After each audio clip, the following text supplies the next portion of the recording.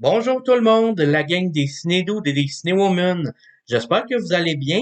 Ici Lucas Lastfighter.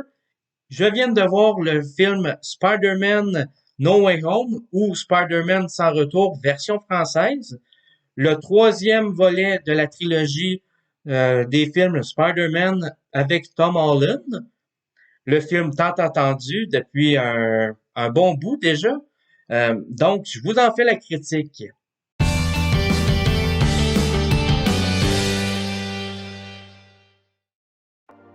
L'histoire du film se déroule après les événements de l'opus précédent, Spider-Man loin des siens, lors de l'affrontement final entre Spider-Man et Mysterio.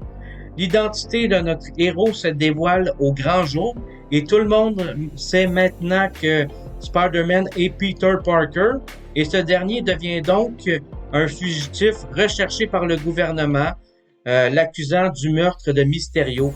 Afin de remédier à tout cela, Spider-Man sollicite donc l'aide du Doctor Strange.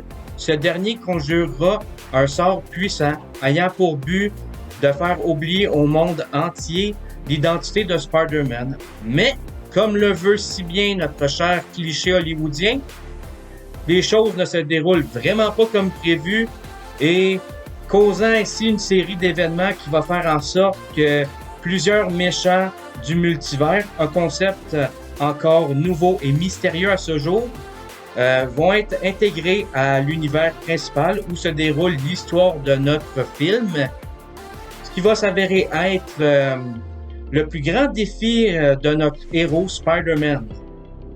Maintenant que l'histoire du film a été abordée, passons maintenant à mes points positifs au film.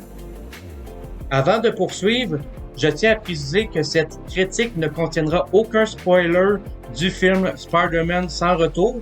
Donc, pour tous ceux n'ayant pas encore vu le film, inquiétez-vous pas, je ne spoilerai rien du tout. Maintenant que cela a été dit, passons maintenant à mes points positifs. Pour mon premier point positif au film, tout d'abord, je tiens à féliciter Tom Holland pour son incroyable performance dans le rôle de Spider-Man, qui est un peu plus sombre et mature comparativement à celle des deux films précédents, qu'on avait l'habitude de voir un Spider-Man un peu plus enfantin, c'est-à-dire celui qui mène la double vie entre le jeune étudiant adolescent et le super-héros. Mais dans ce troisième opus, on voit un Spider-Man dépassé par les événements, particulièrement à la moitié du film, pour être plus précis. Il y a tous les événements causés par les méchants, surtout causés par le Gobelin Vert, va faire en sorte que notre héros va être complètement brisé psychologiquement et va vouloir se venger du Gobelin Vert. Et Spider-Man va devoir découvrir qu'est-ce que ça consiste en tant que tel d'être un héros exactement. Et surtout, ça consiste en quoi être Spider-Man? Et c'est pour ça que je trouve que Tom Holland a fait un excellent travail pour son jeu d'acteur, parce que juste le fait que ce soit un peu plus mature et un peu plus dark, ça ajoute un aspect intéressant qu'on n'avait pas nécessairement vu dans les deux films précédents. Mais mon plus gros coup de cœur pour la performance des acteurs et des actrices est pour celle de Willem Dafoe, qui reprend son rôle du Gobelin Vert qu'on avait vu dans le film de 2002 réalisé par Sam Raimi. Et je vous jure que même à l'âge de 66 ans, Willem Dafoe réussit quand même à nous surprendre avec une incroyable performance. Il est toujours aussi bon. Et par ailleurs, Willem Dafoe avait pour seule condition de reprendre son rôle de réaliser ses propres cascades, comme il l'avait fait dans le film Spider-Man de 2002. C'est pourquoi que je trouve que Willem Dafoe est un point majeur au film et fait toute la splendeur du film à mon humble avis. Je tiens également à noter les excellentes performances de Alfred Molina dans le rôle du Docteur Octopus qu'on avait vu dans le deuxième volet de la trilogie de Sam Raimi en 2004 et également celle de Jamie Foxx dans le rôle de Electro qu'on avait vu dans le film The Amazing Spider-Man 2 sorti en 2014. Et je sais pas pour vous, mais personnellement, je trouve que la MCU a fait un choix judicieux d'intégrer le personnage d'Electro, mais cette fois-ci, sans qu'il soit bleu. Parce que, on se le cachera pas, cette version-là d'Electro était affreux. Sérieusement, on dirait une version ratée du Docteur Manhattan ou une sorte de schtroumpf qui fait de la pub pour énergiseur. Appelez-le comme vous voulez, mais à mon humble avis, c'était laid. C'était pas vraiment la meilleure des idées. D'ailleurs, l'acteur Jamie Foxx a bien été heureux que son personnage revienne, mais sans qu'il soit bleu.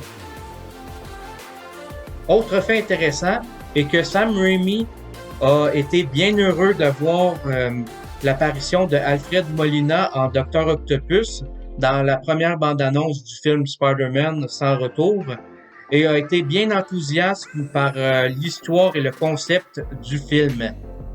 Un autre point que j'ai apprécié du film est comment que le film réussit à bien se tenir malgré sa durée de 2h28.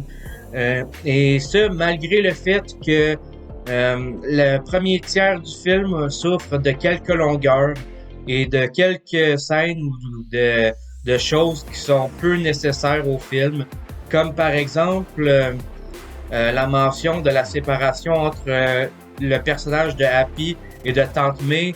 Personnellement, j'ai trouvé que ça ajoutait rien au film et ça aurait pu facilement être coupé au film. Mais ça, c'est mon opinion personnelle. Je vais pas trop élaborer sur cet aspect-là.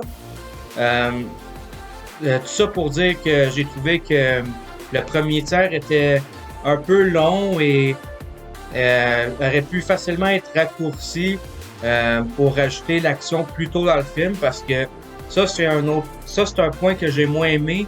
J'ai trouvé que ça prend un peu du temps avant que l'action démarre et que le film décolle, si je pourrais dire ça comme ça.